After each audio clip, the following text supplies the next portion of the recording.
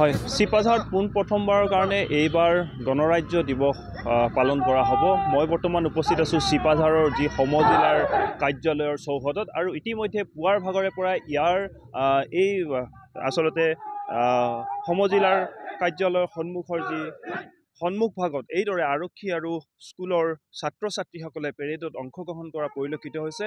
এয়া পুৱাৰ ভাগৰ দৃশ্য, আৰু বিভিন্ন স্কুলৰ পৰা ছাত্ৰ ছাত্ৰীসকল আহিছে, আৰু সেই ২৬ জানুৱাৰী দিনটোত আচলতে সকলোৱে ৰাতিপুৱাৰ ভাগত এইদৰে পতাকা উত্তোলন কৰিবৰ কাৰণে সকলোৱে আজিৰ পৰাই আচলতে ইয়াত তেওঁলোকে এক কাৰ্যসূচীত অংশগ্ৰহণ কৰা পৰিলক্ষিত হৈছে। আৰু ইতিমধ্যে পেৰেডত অনুশীলন চলি আছে। সেই পৰিৱেশ আমি দেখুৱাইছোঁ।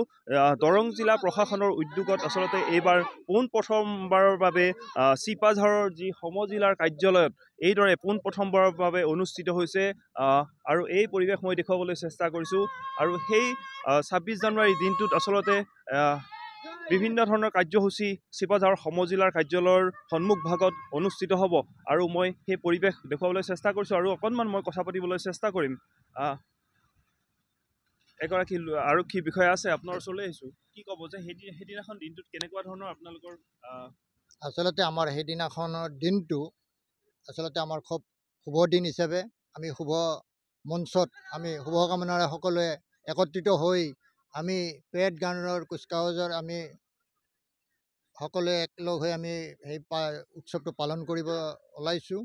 ইয়াত উলহ মালহে পালন কৰিবৰ কাৰণে আমি চিপাঝাৰ প্ৰথমবাৰৰ বাবে আমাৰ আচলতে এইটো আমি খুব ভাগ্য বুলি আমি ধৰি লৈছোঁ।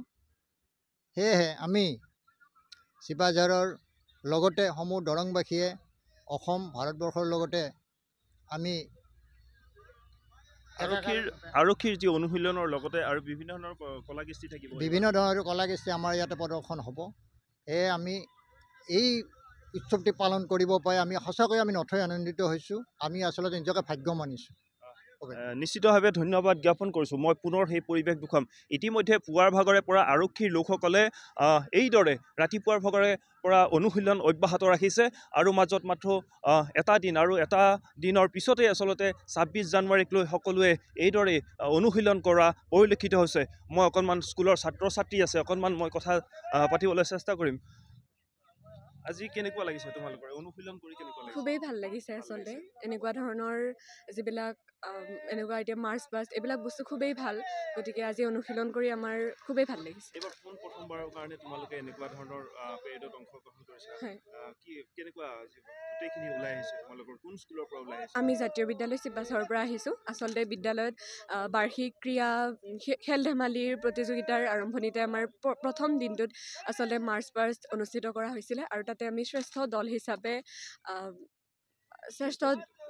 নিৰ্বাচিত হৈছিলোঁ, আৰু সেইবাবে আমি আজি ইয়াতে আহিবলৈ সুবিধাকণ পাইছোঁ। সেইবাবে আমাৰ সকলোৰে আজি খুব ভাল লাগিছে।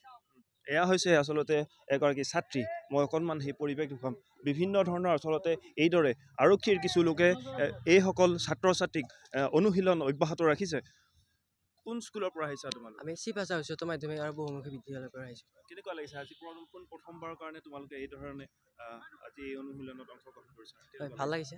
আৰু ২৬ জানুৱাৰী দিনটো তোমালোকৰ কাৰণে এইবাৰ স্পেচিয়েল হৈ ৰ'ব। হয়, স্পেচিয়েল। এইবাৰ প্ৰথম কৰিছোঁ, ভাল লাগিছে।